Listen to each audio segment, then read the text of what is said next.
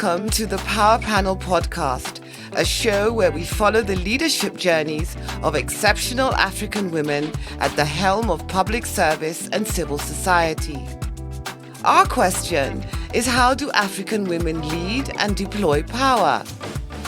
I am your host, Ambassador Rachel Omamo, a senior counsel, diplomat, and former cabinet minister in Kenya.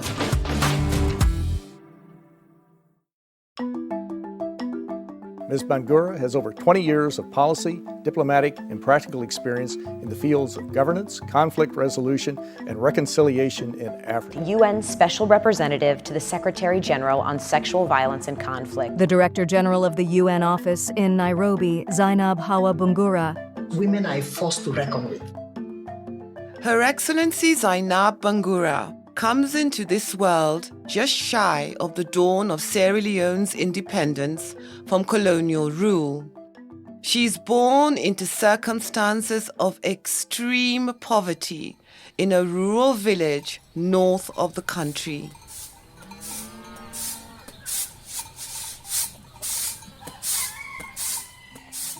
In defiance of her circumstances, Zainab evolves to become a cabinet minister in Sierra Leone, holding the positions of Minister of Foreign Affairs and International Cooperation and Minister of Health and Sanitation. Currently, she is the Director General of the United Nations office in Nairobi at the level of Under Secretary General, which is the third highest rank in the UN leadership structure. Her ascent from hardship and deprivation to the helm of international leadership must be an intriguing and remarkable journey.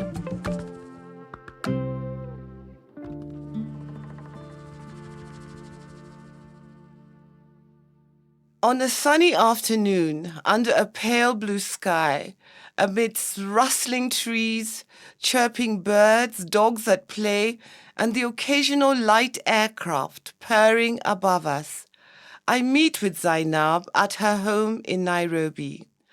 Our conversation reveals an extraordinary story of determination and courage. I was born to illiterate parents. When I say we're at the bottom of the ladder, extremely poor. I remember growing up, sometimes not having food to eat in the house, never own our own house. And a couple of times we were thrown out because my parents couldn't pay the rents. My father never had a job because he was a Muslim cleric. So what he does, he prays in the mosques for people. My mother was an illiterate woman. She tried to say bits and pieces. She said charcoal, she said wood, everything that we can survive. Coming from that background, experiencing what it means to be the poorest kid in class, not being able sometimes to have uniform, sometimes not even your parents cannot afford to buy shoes for you. The journey has been long, challenging. But for me, the one thing that I remember very clearly as I grew up was my mother instilling in me that this is temporal, that you can change it. And so she was determined at all costs that I should go to school because she understood that she wanted my life to be different. And the only thing that will remove us from that poverty is being able to get an education. Acute poverty is invariably painful and humiliating. How do these conditions shape Zainab's character? What qualities do they induce? Very determined, very resilient, and very, very committed that I have to go there because you're in school with other kids. You see them coming to school, their parents bring them with cars. You go on vacation, they wear new shoes. You have to be stitching your shoes to the shoemaker every time. But you put it in your mind, I'm going to be there. Zainab elaborates further on her experiences at school. I was top of my class. I was always coming first. So my mother was very proud. She didn't go to school, but every time I get my result, she looks for somebody who can read and write. And they tell her, oh, your daughter is very clever. She's top of the class. So with that, she did everything to the best of her ability. And she told me, your part is to do well in school. My part is to take care of you. And so when she sees successful people, she says, you can be that person. That's what you have to be. She made me believe that it's just temporal.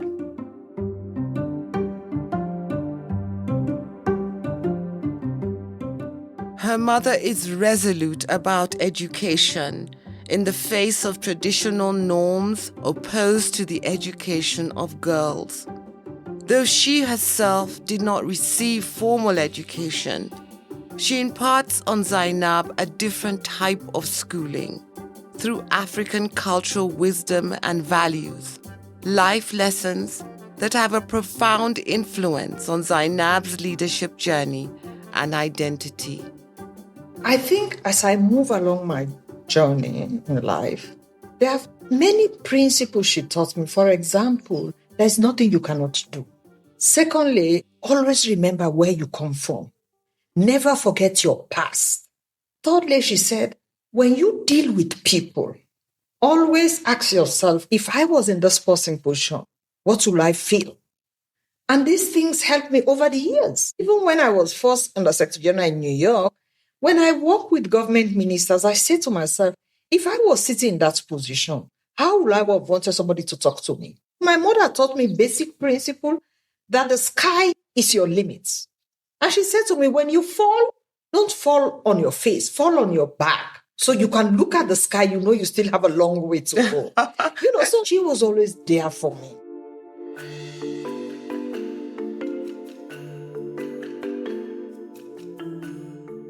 With her eyes to the sky, Zainab focuses on her studies and achieves tertiary level education, first in Sierra Leone and thereafter in the United Kingdom on scholarship.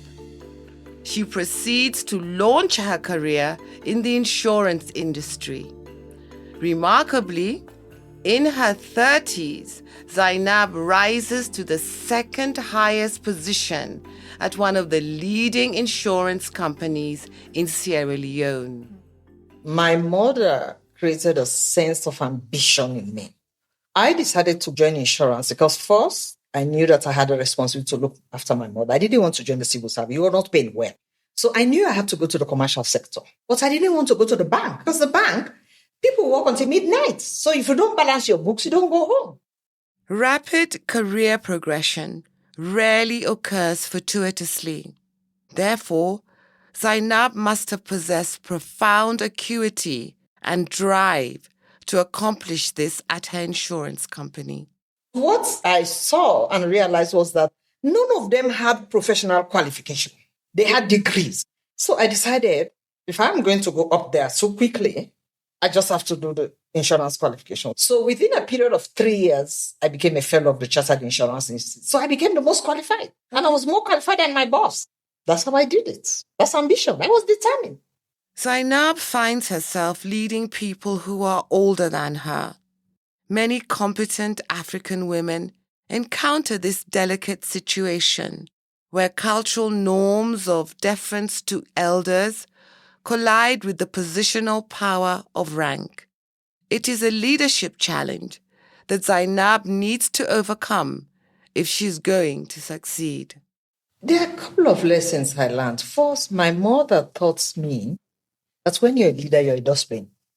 Because everything dumps on you. You have to accept it with grace. Nobody has a monopoly over knowledge.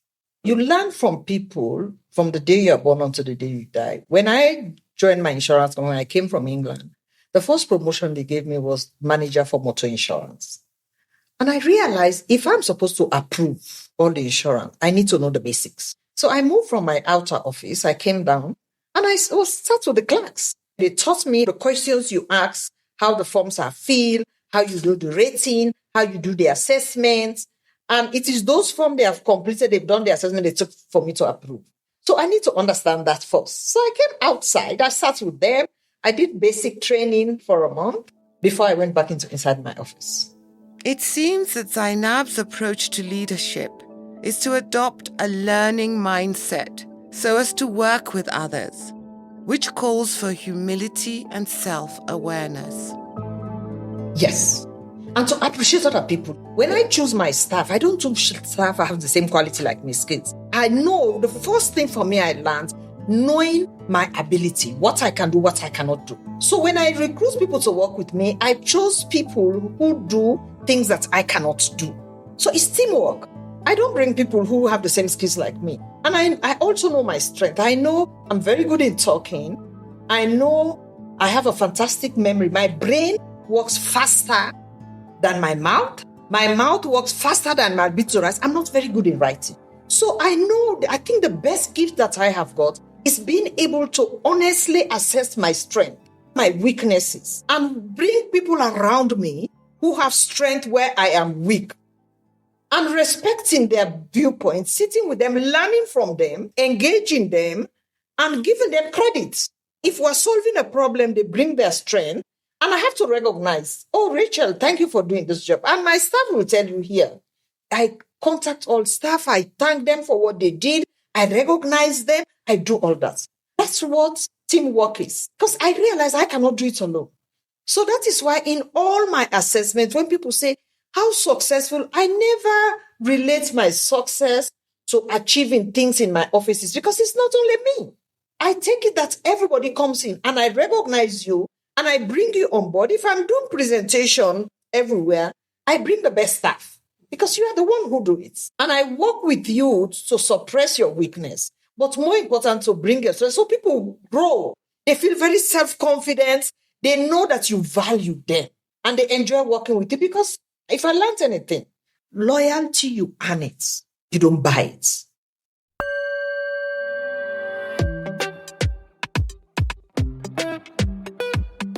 Arriving at our first signpost, we observe Zainab applying the life lessons her mother taught her to escape poverty and embrace leadership. Her swift ascent up the corporate ladder exemplifies strategic thinking, emotional intelligence, and interpersonal abilities.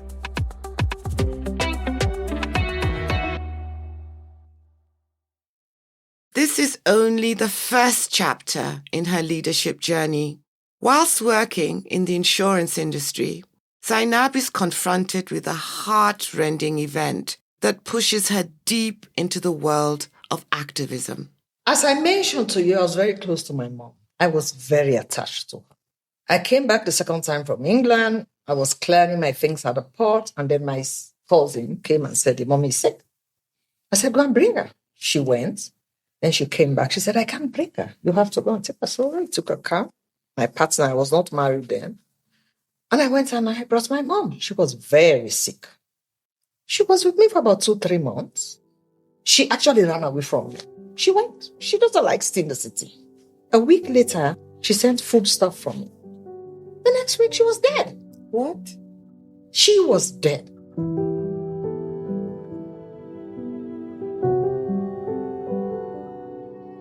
The pain, I still haven't gone through it. After 30 years. My father wanted me to be married off at the age of 12 because he doesn't feel that the education of the girl child is important. But my mom refused. So my father walked out of us. He just packed and left and went somewhere else and got another family and started another family. So my mom couldn't pay the rent in the city, in the big town. So she packed us. We went to the village. So I was in the village with my mom. I grew up. So my mom died. I was living with my late husband. We were not married. I had my son. He came with all his friends and everybody. My father appeared. And he said, what are you doing here? You're not married to my daughter. You don't have any business with her. It was very embarrassing because this man came with all his friends from the city. I said, no, you can't. So the family member asked what? He said, well, he has to marry my daughter before he can go. I left my mom's body. I went to the mosque. I got married. I came. And then he was able to marry my mom. And Rachel, you can imagine the pain.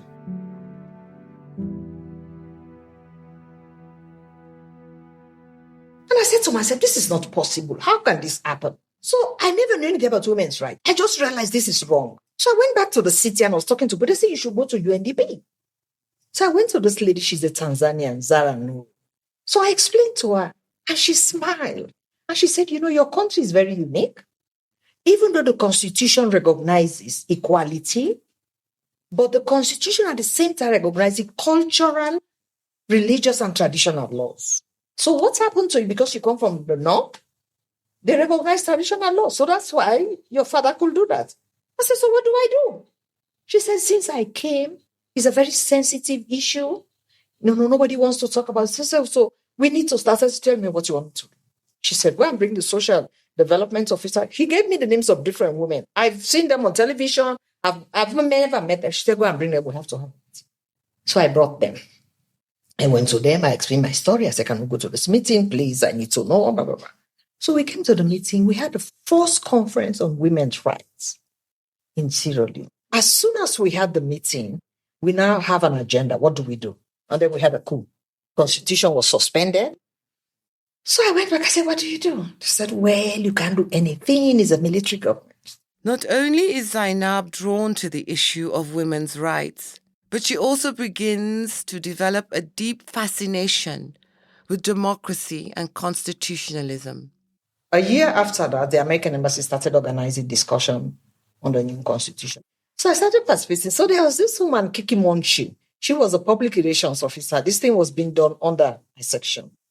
So every time I would be participating. So every day after participation, she comes. See, I was very raw, but I was very interested. Yeah. And then she would invite me to dinner in the house. She would talk to me. She would tell me where did I go wrong, what I do, what could I do better. So at the end of that process, we were debating about the constitution, new constitution. She said to me, you seem to be very interested in this. I said, yes.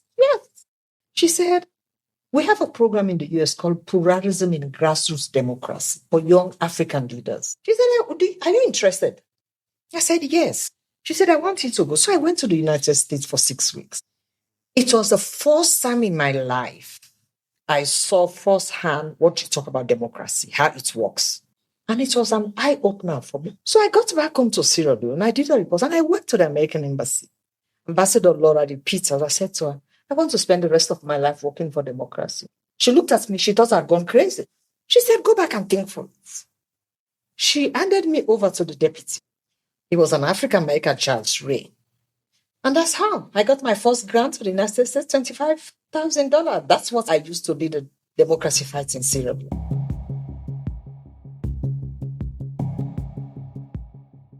In the 1990s to the early years of the millennium, Sierra Leone suffers crisis, conflict, and instability, occasioned by military rule and a brutal civil war. In this difficult context, Zainab the activist emerges as a force to reckon with. In collaboration with others, she establishes 3 important organizations. These entities add impetus to the women's movement and are influential in shaping Sierra Leone's political and social evolution. There's a suspension of everything. Suspension of the constitution, the media couldn't write, everything came to a standstill. And for me, once I sat down and just realized, because it came clear to me that my women's right thing, I can't fight under the military. Until we have elections, we have a democratically elected government, you can't do anything. So I swore. I decided to become a democracy activist. The first organization she establishes is Women Organized for a Morally Enlightened Nation, to campaign for women's rights and democratic elections. The second is a campaign for good governance, to consolidate democracy and governance, document human rights violations, and further national reconciliation. The third is a National Accountability Group to fight corruption. Zainab describes the strategies and methods she deploys to mobilize women and other citizens into action. I went about to study how our society is managed. And I found that especially like market women, we had like 23 markets in the city. They have leaders chosen. They're not elected, but these women have power. I went to all the markets. I met all the leaders. And I tried to tie democracy to economic empowerment, to development, to the change in your life. So I harness existing network. I educate them on what are some of the challenges, what are they facing, what are their needs. And they explained to me some of their problems. And I said, okay, all we listed, I said, but all of this problem will not be solved if you don't have a democratic government. And this is what democracy, your ability to be able to do your things, your ability, everything. So they agree. So with the markets women, we had an agreement. They said, everybody has been using us. We will prepare to join you to fight on one condition, that once you succeed, will you be able to set up a microfinancing program? I said, yes. And after the election, when we finally had the election in Sierra Leone, I set up an organization called the Sierra Leone Markets Women Association. Today it's one of the biggest organizations. What kind of roles did women play in the agitation for democratic elections and restoration of peace? Most of the time it's demonstrations. It was happening during the Civil War in the middle. And that's one of the reasons we fought for the election, because we realized if we're going to have a peace process, we would not allow the military to manage our peace process. It's not democratic, so you don't decide. So that's one of the reasons we fought to have elections. So the slogan was peace before election or election before peace. We chose election before peace because we said we want the negotiation, the implementation of the peace process, and the rebuilding and rehabilitation of Sierra Leone to be done by a democratic government, not a military government. Was she not afraid of leading so visibly during this time of military rule and civil war? No, by the time I got to this position, I became a household name. Globally, I was in the Washington Post, the New York Times. How does Zainab construct this enviable local and international profile? You have to have strategic network, the people you need that will help you to do. And for me, at a very early stage was the media. I have the gift of the gab. I can talk. So the one thing I very early was actually talking to people through the radio. I had weekly programs. I paid all the radio stations. And I was talking and educating about democracy, all the basic things that they need to know. Public activism and visibility often exact a personal price on women leaders, especially in societies steeped in patriarchy. Zainab recounts an example of her ordeals. People will go to a newspaper, attack you. My husband will say, look at what they wrote about you. And I refused to read. And people started describing that I was not a woman. I was behaving like a man. I want to wear the trousers. Even my husband, you won't believe this. One day he was saying, I was talking to a man. I said, but why are people thinking that the things I do, I'm not behaving, I'm not talking, I'm not like a husband? And my husband looked at me. He said, don't you know that your hormones are different? You don't have women's hormones. What? Yes. And I looked at him and I said, what? He said, I'm telling you, I'm living with you right now. I gave up. But you know, those things don't deter me. Because I know they're saying all derogative things because they want you to stop. Zainab keeps going. She wields significant power and influence and helps unlock new perspectives as to the status and rights of women in Sierra Leone society. She explains the dividends that women in Sierra Leone are able to gain from their activism. So they realized the need. And the laws were affected. Now in Sierra Leone, we have gender laws. So many things change the perception. People realize that it's important to educate your girl child. The awareness is created that women are a force to reckon with. When my mother died, they refused for me to bury my mother. My father has to have a say. By the time I became Minister of Foreign Affairs, my family asked me to choose who is the next traditional leader. When my uncle, who was the traditional leader, died, I had to make a choice who should represent, who should be. I cannot be paramount chief, traditional leader. My son cannot be a traditional leader because it's a patrilineal system, because I am a woman. But then all my family members, the men, would depend on me and say, you have to tell us who should be a leader. And that was why they asked me to be a minister. I said no. I nominated people. The first gender minister during that time, I was the one who nominated her. Because they realized that women played a role, were so involved in the peace process, and we insisted to have women participate in the peace process, and that's really helped us. The Civil War ends in 2002. An estimated 50,000 people have been killed, with numerous others injured, maimed, and internally displaced. Many others have been forced to flee to neighboring countries as refugees. Furthermore, hundreds of child soldiers require rehabilitation and reintegration into society. As leaders and commanders within the RUF, Junta, AFRC, RUF are charged with 18 counts of war crimes and crimes against humanity. Sierra Leone undertakes an elaborate process of peace, reconciliation, and state reconstruction, assisted by the international community. Key to this process are transitional justice initiatives. To this end, the Special Court for Sierra Leone is set up by the United Nations Security Council in conjunction with the government of Sierra Leone to prosecute perpetrators of atrocities. Critically, a groundbreaking intervention of this court is its tackling of a specific violation against women: the issue of forced marriages or bushwives. Zainab recalls this process and her contribution. When the war concluded, when the Security Council took a decision that they set a special court, a tribunal, at this time now, I've given up my insurance job. I realized it's not going to work. So I gave up the insurance job because I took a year to fight the election. After the election, I went back and I said, I can't come back. So I set up an organization, Campaign for Good Governance.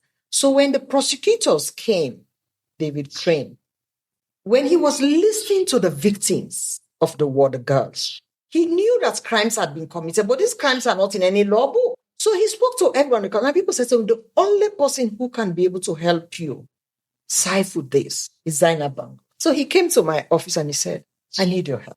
I said, what is it? He said, when I'm talking to the victims, they were talking about I was bushwife, I was this, I was that, but we don't understand. He said, I want you to do a report for me on the phenomenon of bushwife. They paid me. I did the reports with the understanding that it will be presented to the judges, and if they accept it, I should testify. I did the reports, presented it to the special courts. For the first time in international law, forced marriage became an international crime. I gave evidence in the special court. My report got the special court in Sierra Leone to be able to identify forced marriage as a crime.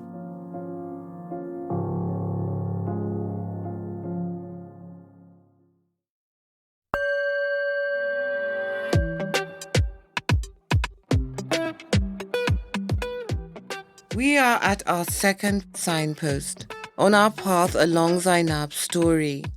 The lesson we draw is this: the transformation of society, the advancement of democracy and peace, requires the meaningful participation of women and respect for their dignity and rights.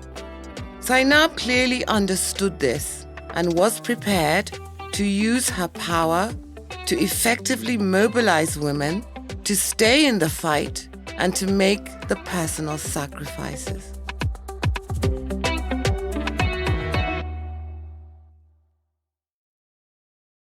In the elections following the restoration of peace in Sierra Leone, Zainab enters into the epicenter of competitive politics by vying for the presidency. She does this through a political party she forms, called Movement for Progress. What are her calculations in taking this bold step? By this time, I became like the civil society. I had offices all over the country. I was documenting human rights atrocities. I was providing microfinancing. I was training women. And I did training for the first set of ministers in Sierra Leone for the first time after 3 decades. I did a training for MPs. And I realized even the judiciary, most of the judges in my country have not done human rights training. These were people who went to university in the 60s. I realized the gap in governance. And as I tried to work with the government to get them to understand, these are the gaps, these are the things you know, there grew resentment. It's like you're dictating to them.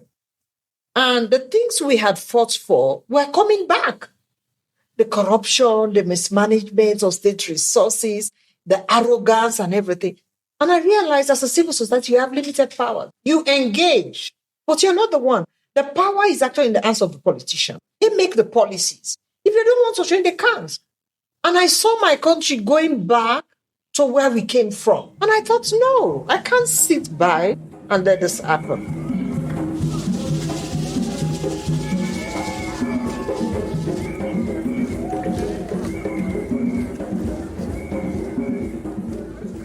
I knew it was an impossible task. I think I focus a lot on the presidential. If I ask myself, and very little on the constituency. So I didn't win. It was a disaster, I have to be honest with you. But I learned a lot of lessons. What were those lessons? The lesson I learned is that political parties are not based on ideology. No. Secondly, I learned that in our societies, there are gatekeepers. These are the people who make the elections happen. They are the people who get the people to vote. It's not what you say. I thought I was an household name. People love me and everything. But then the gatekeepers were there who controlled these people, who made these people vote, whether for ethnic reason, for whatever reason. And up to today, as I tell you, one of the things I learned, because of the work I do, I had a lot of people in different countries who became president in the region. And I have to tell you, some of them, I didn't recognize them after they became president, because I realized that for you to get to the power, the seat of power, you have to make many compromises. And I went naively thinking, my principles, I stick to them. And this is the reason why I tell people today, I don't care what you give me. I can't see myself contesting election because I believe I have very strong conviction on certain issues. And I don't see myself compromising. For you to win elections in Africa, you need to compromise. People I knew before they went to government, they compromise so much. By the time they sit in that position, they are no longer themselves. These are lessons I learned. And I realized, I went there very naively. I thought that's because I had all the answers. I was talking about real issues. But at the end of the day, it's not it. Zainab takes a big risk in vying for the presidency. She discovers an agonizing paradox. Her national profile, her track record of altruistic activism, and her issue-based campaign are not sufficient. The world of raw politics is far more complicated and murkier than she had anticipated. Long-established political structures and machinations impede her progress. Zainab's party loses the election and is unable to garner seats in parliament. The presidency eludes Zainab.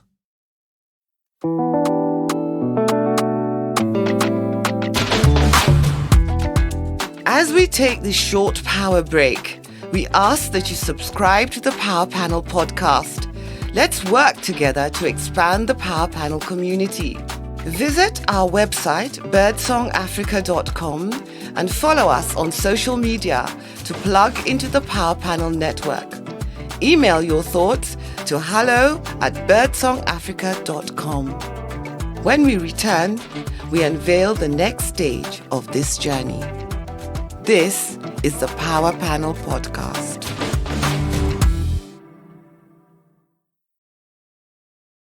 Despite a major setback in her leadership aspirations, true to her mother's advice, Zainab does not fall on her face.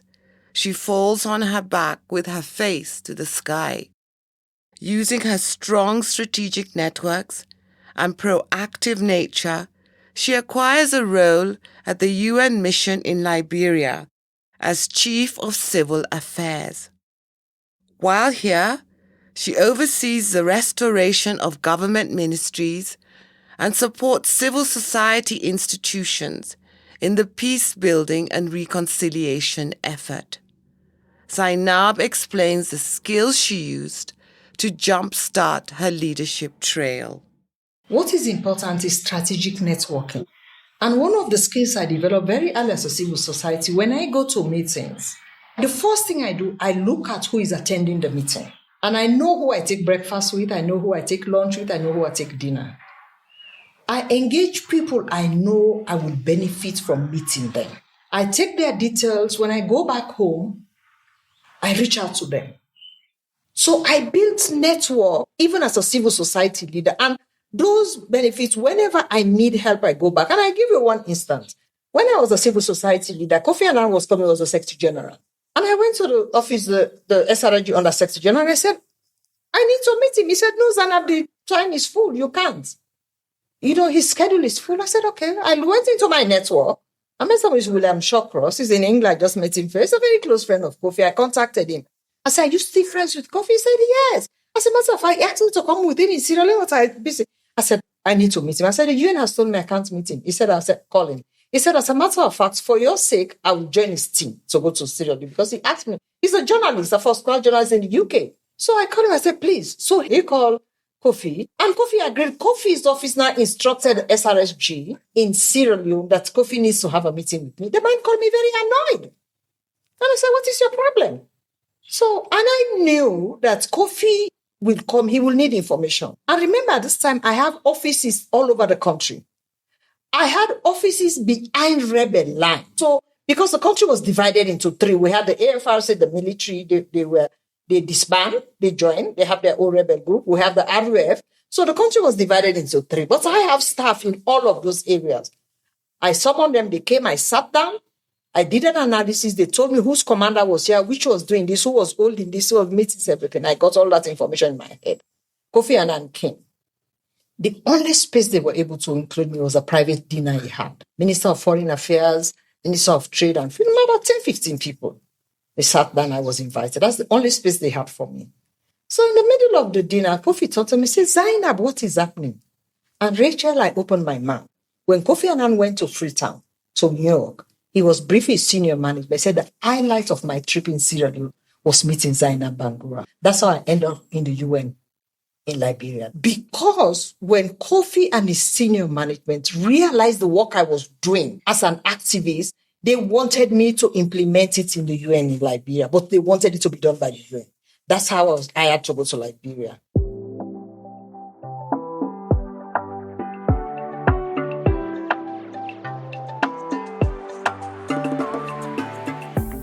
Upon the conclusion of her assignment in Liberia in 2007, Zainab returns to Sierra Leone. Notwithstanding her history as a vocal and fearless political activist and government critic, she is appointed by President Koroma as Cabinet Minister of Foreign Affairs and International Cooperation, and thereafter as Minister of Health and Sanitation. Zainab's dream of formulating policy and making decisions at the highest levels of government is realized.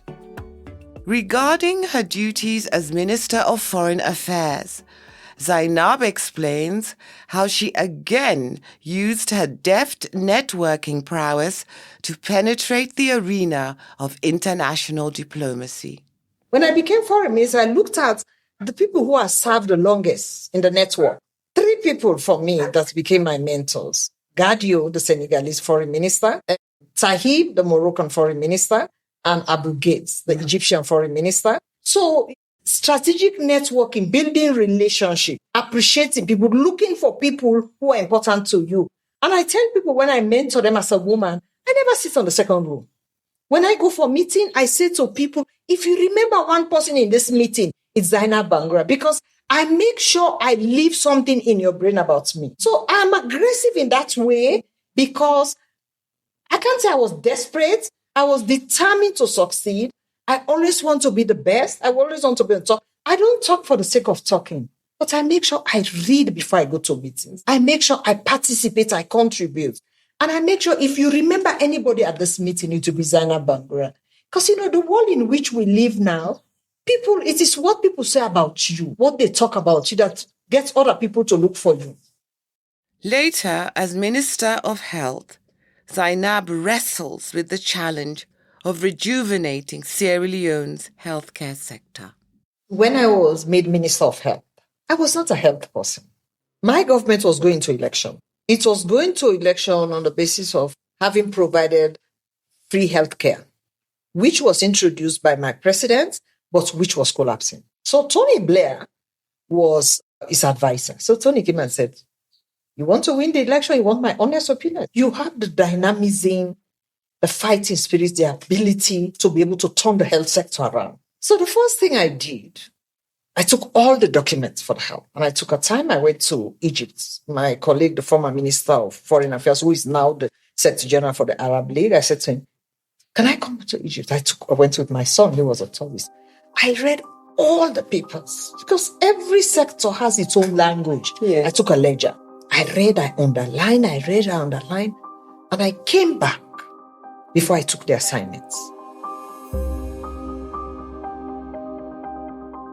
And I took time to meet every sector of the health sector, every component, the doctors, the nurses, the midwife, the retired doctors, the private sector, the NGOs, everybody who is working on health. I went to their meeting. They wanted to come to me. I said, no. I want to sit at your meeting and listen what you're discussing. So I attended their meeting. Everybody was shocked. For the next 1 or 2 months, I listened, I read, when I took notes, and I was reading. And then I sat down with the WHO and I said, I have 2 years. Within that 2 years, what can I do to turn the health sector? So because I listened to them, then I saw my rise. Then I realized, and that's why I learned that the health sector is the most complex. It has over 11,000 specializations. It's complex because it has infrastructure, it's had the buildings, it has equipment from the basic healthcare facility, the equipment they use, to the tertiary hospital, the first class. The human resource is so complex. The equipment, the drugs. So I took my time and then I sat down with professionals, one from every group. I said, now let's focus. What do we do next? We chose infrastructure. We chose the distribution of drugs because they run out of drugs in the hospital. And distribution of drugs starts from the procurement, when they bring them at the port, when they remove them from the port to the medical store, from the medical store, they distribute them to the tertiary hospital, how you distribute them to the health facilities. We had 14. I memorized how many hospital health facilities I have in my country. Zainab clearly worked diligently as a minister, and her star power was ascending. In spite of career success and prominence in their societies, some women leaders undergo extremely distressing circumstances in their family lives. Zainab provides a personal perspective. I never hide my life story. I always talk about it to give people, to inspire them, to understand if me, taking into consideration where I come from, if I can be here, it's an inspiration. But also, as high I was as a Minister of Foreign Affairs, I was the highest woman in government. I was like number 3 in government. I was being abused by my husband. So I was talking to women what it means. As it's not only that woman who is a clerk, but even a foreign minister was going through abuse. So they understood that it's not unique to them. But if I can survive it, they too can survive it.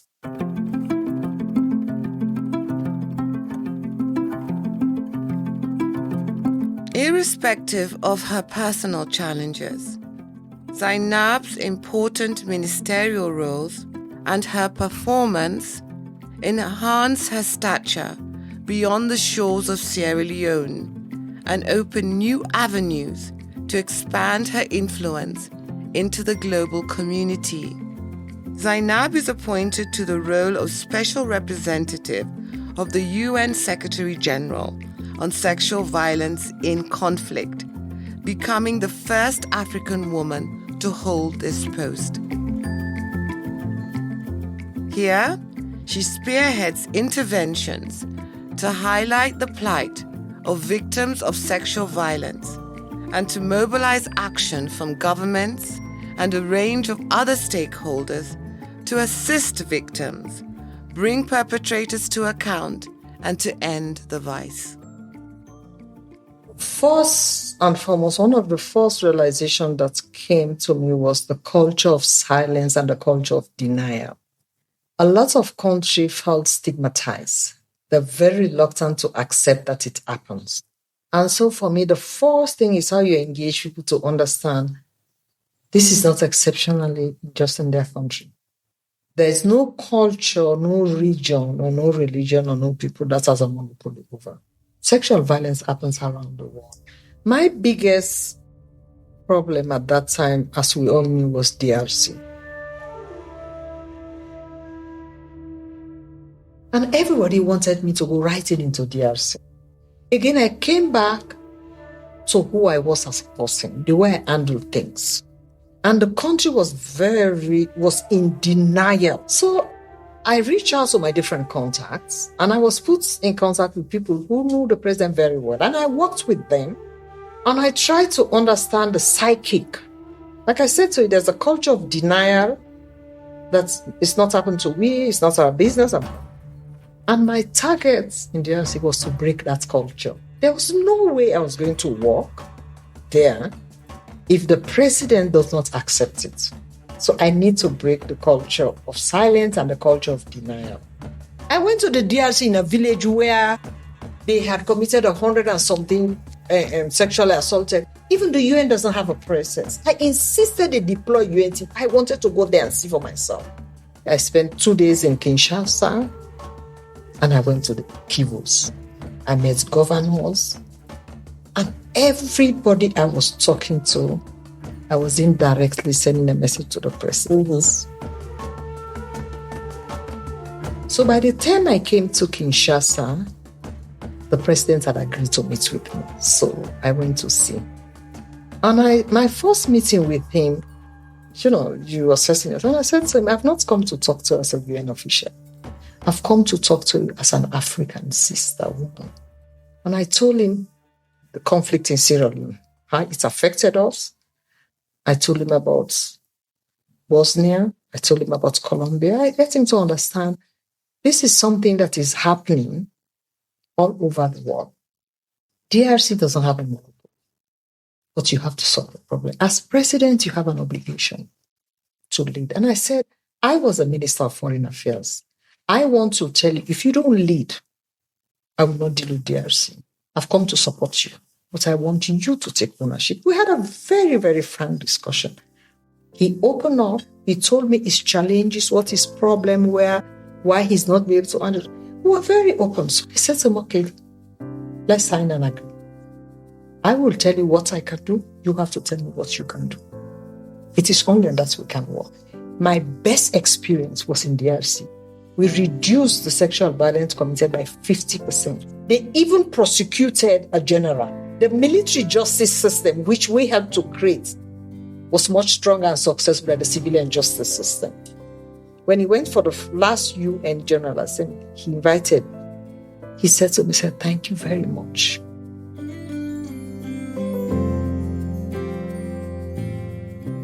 She also speaks to me about confronting the scourge of sexual violence in conflict in Colombia, a country that was at that time experiencing a protracted conflict involving the FARC group, other armed factions, and state security forces.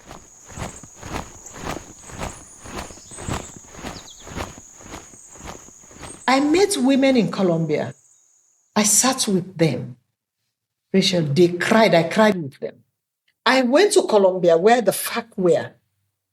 The government was very reluctant for me to go. I said, I have to go. I went there. And when the negotiation was happening in Havana, between the FARC and the governments, the FARC said they didn't want the UN. I went there. I had breakfast with them. I had lunch with them. I had dinner.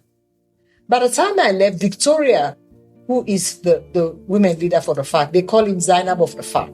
I brought the Colombian women on the government side and the Colombian women on the FARC to sit together, and I spoke to them. I said, you are Colombian women. Because when we were sitting, they wanted me, when I had a meeting with them, they wanted me to sit on the high table. They sit on the different. I said, no, I've not come to mediate between you. I've come to talk to you. So I sit on one side, you sit on one side. And the way they sat, I saw the root of the problem. But I tell you, Rachel, after we had that meeting, both Maria and Victoria, the two women leaders of the FARC and the government, they came to me, they embraced me, they cried. They said, we've never sat together. So these are some of the experiences, because like you said, it's humility, humbly, it's remember where you come from, it's understanding success is not the glory. It's how you make a difference in people's lives.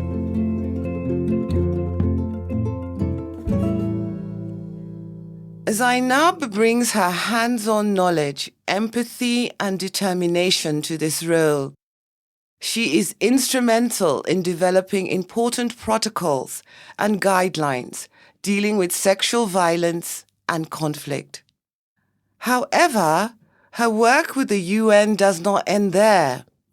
Zainab now serves as the Director General of the UN office in Nairobi, at the level of Under-Secretary General. She reflects on the importance of this station and her role.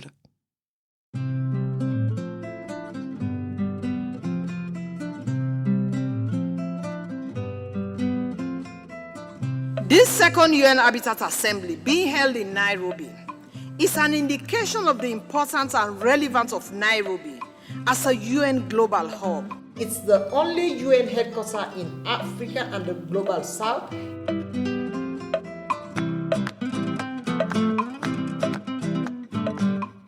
You know, one of the biggest assets of the UN is the convening power. People might disagree, people don't like it, but that is the only place where everybody gets together. And so part of the strength of the here is what we're doing, what is very unique about us. Is the only duty station in the world where you have everything that the UN is doing. Humanitarian, development, peace support, peace operations, service delivery, and even managing that. We're getting people to understand that it's only when you sit around the table, you put the center of the problem in your relationship, then you can solve the problem. You have to put the problem in the center of the relationship. And I have a very good relationship with all the members because at the end of the day, I respect them. Each one is equal to me.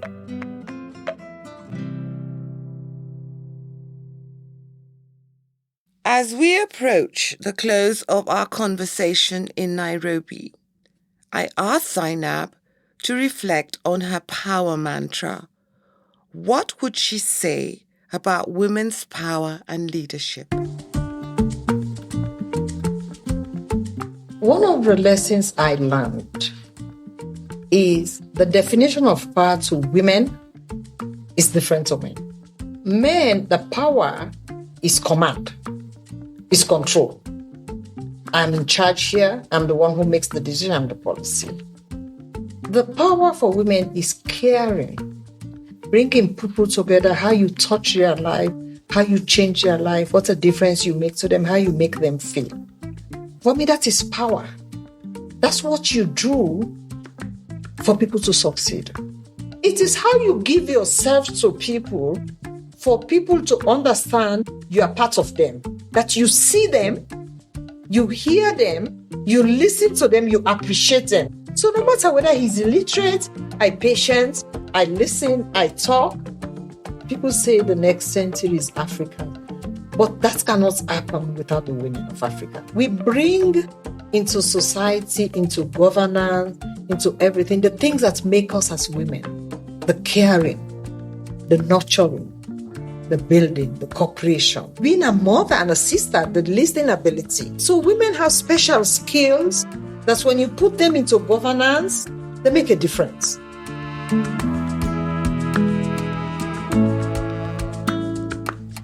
We note that Zainab has strived and thrived.